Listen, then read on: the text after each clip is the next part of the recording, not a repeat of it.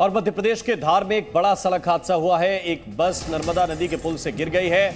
बड़ी खबर यह है कि मध्य प्रदेश के गृह मंत्री नरोत्तम मिश्रा का बयान आया है और उन्होंने बताया है कि बस में 13 यात्री ही सवार थे और सभी 13 यात्रियों की मौत हो गई है।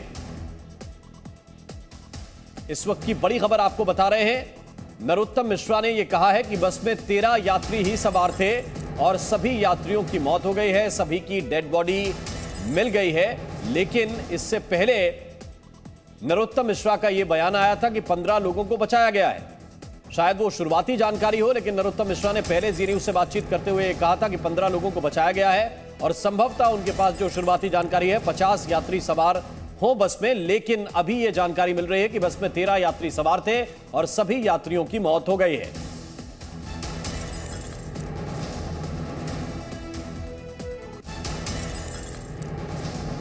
मध्य प्रदेश के धार में बस हादसा, इस वक्त की बड़ी खबर। मध्य प्रदेश के गृह मंत्री का यह बयान सामने आया है कि बस में जितने भी यात्री सवार थे उनकी मौत हो चुकी है। 13 यात्रियों के मरने की पुष्टि की जा चुकी है और 13 यात्री ही बस में सवार थे। ये इस वक्त की बड़ी खबर है।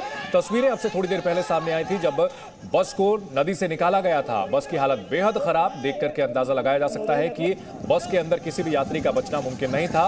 ऊपर से बस जब गिरी तो नदी की धार के बजाय वो उसके किनारे पर जो पक्का इलाका था उस पर गिरी थी और बाद में पलट के बस नदी के अंदर जा समाई थी।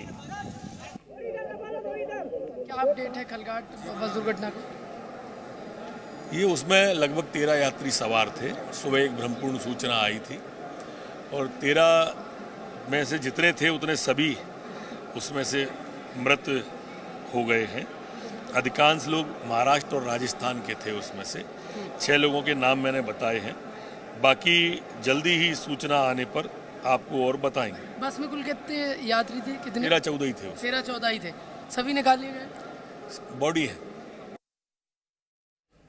तो आप सुन रहे थे नरोत्तम मिश्रा को और उनसे जी मीडिया संवाददाता प्रमोद इस वक्त बात कर रहे थे। उन्होंने कहा कि पहले एक भ्रमपूर्ण जानकारी आई थी और जो जानकारी पहले आई थी उसके मुताबिक ऐसा था कि बस में लगभग 50 यात्री सवार हों, लेकिन उन्होंने ये स्पष्ट किया है कि वो पहली जानकारी गलत थी। अब ये जानकारी वो बता रहे हैं कि लगभग 13-14 यात्री ही इस बस में सवार थे और अब तक 13 यात्रियों के मृत शरीर यानी डेड बॉडी निकाल ली गई है। यह मध्य प्रदेश के गृह मंत्री नरोत्तम मिश्रा ने कहा है। इस वक्त की बड़ी खबर, धार हादसे पर प्रधानमंत्री नरेंद्र मोदी ने शोक जताया है। कहा है धार हादसा बेहद दुखद है। पीएमओ की ओर से ट्वीट करके यह कहा गया है कि धार हादसा बेहद दुखद है। इस वक्त की बड़ी खबर आपको बता दें, मध्य प्रदेश के धार में जो हादसा हुआ है उस पर प्रधानमंत्री नरेंद्र मोदी ने भी दुख जताया है। पीएमओ की ओर से ट्वीट में लिखा गया है कि The bus tragedy in Dhar, Madhya Pradesh is saddening. My thoughts are with those who have lost their loved ones. Rescue work is underway and local authorities are providing all possible assistance to those affected. यानी राहत और बचाव के काम किए जा रहे हैं। जो लोग इस हादसे में मारे गए हैं उनके परिवार के लिए शोक संवेदना प्रधानमंत्री ने जाहिर की है।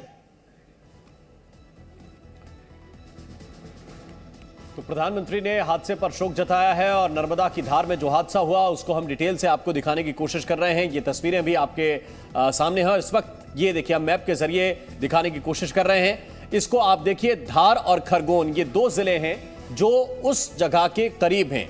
खलघाट, जहां पे आप ये ब्लिंकिंग पॉइंट देख रहे हैं, इसी जगह पर यह हादसा हुआ है। यहां से नर्मदा नदी, आपको मैं थोड़ा सा समझाने की कोशिश करूं तो लगभग इस डायरेक्शन में नर्मदा नदी बहती है और यहां पर पुल बना हुआ है। अब खरगोन की दूरी इस जगह से 56 किलोमीटर है और धार की दूरी तकरीबन 65 किलोमीटर है। जैसे ही पहली सूचना मिली होगी इसके बाद टीम स्वाभाविक है कि रवाना वहां पर हुई होगी, लेकिन आप समझिए कि बारिश के वक्त में 65 किलोमीटर और 56 किलोमीटर की दूरी तय करने में तकरीबन 1.5 घंटा औसत लगता है। जबकि ड्राइवर गाड़ी को स्टार्ट करके बैठा हो इसके बाद, तो आप समझिए कि जिस वक्त हादसा हुआ उसके बाद प्रशासनिक टीम को पहुंचने में तकरीबन 1.5 से 2 घंटे लगे होंगे और तब तक उन सभी यात्रियों की मौत हो गई जो इस हादसे के शिकार हुए। ये बस इंदौर से महाराष्ट्र जा रही थी। इसमें हमने जो अपना इंदौर में जिस बस स्टैंड से चली सरवटे से, वहाँ से 12 लोगों के बैठने की सूचना है और एक ड्राइवर लगाएं तो 13 लोग होते हैं। 13 लाशें तो रिकवर हो चुकी हैं, डेड बॉडीज़। संभावना है अगर कंडक्टर रहा हो तो एक और हो सकता है, या रास्ते में कोई सवारी उतरी हो। तो अभी हम रेस्क्यू ऑपरेशंस चलते रहेंगे। आइडेंटिफिकेशन के लिए जो लोकल लोग हैं और जो भी तरीके हो सकते हैं, आई कार्ड वगैरह ढूंढना या आधार कार्ड किसी की पॉकेट में हो, धामनोद में हमारे जो कम्युनिटी हेल्थ सेंटर है वहाँ पे उनका आइडेंटिफिकेशन का काम चल रहा है। बस जो है ओवरटेक करने में रेलिंग से टकराई और फिर पिलर पे गिरी है, पिलर पर अटकी है और पानी के बहाव के कारण बस के अंदर से ही 1100 निकाले गए और 200 जो है बाहर से निकाले गए हैं।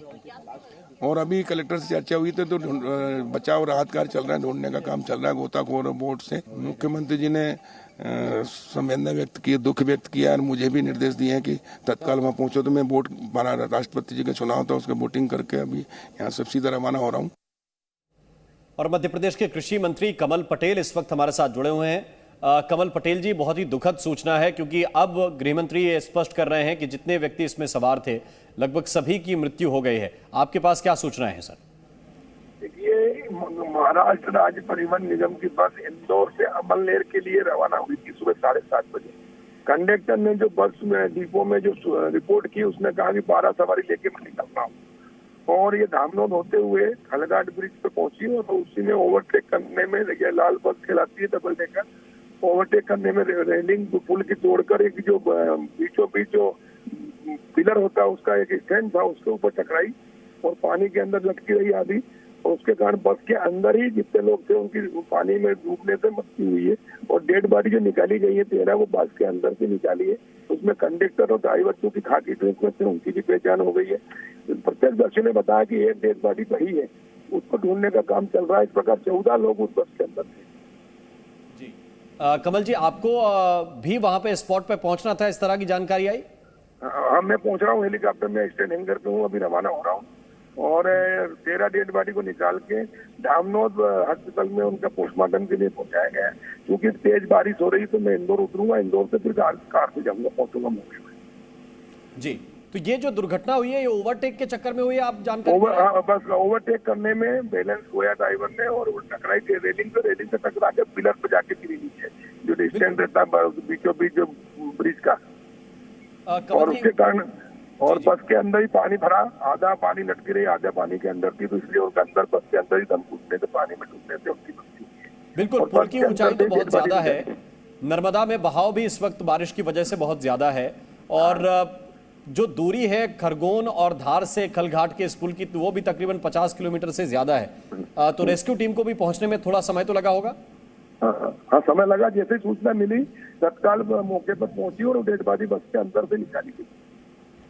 एक पक्षियों का कहना है कि भैया उसको ढूंढने का काम गोताखोर बोट से होता है, और बाकी जी मैं पहुंच रहा हूँ और पता लगा महाराष्ट्र के है, पता लगा कुछ राजस्थान की सवारी है जी, और उनको उनके परिवार तक पहुंचाने के लिए पूरी व्यवस्था का सम्मान किया जाए। कमल पटेल जी, सवारियों के बारे में कुछ स्पष्टता है क्या कि ज्यादातर जो यात्री थे वो कहाँ से बैठे थे, कहाँ के रहने वाले थे?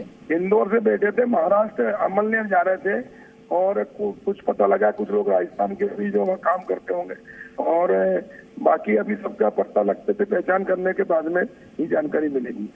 बिल्कुल, बहुत बहुत धन्यवाद, बहुत बहुत शुक्रिया कमल पटेल जी हमसे बात करने के लिए।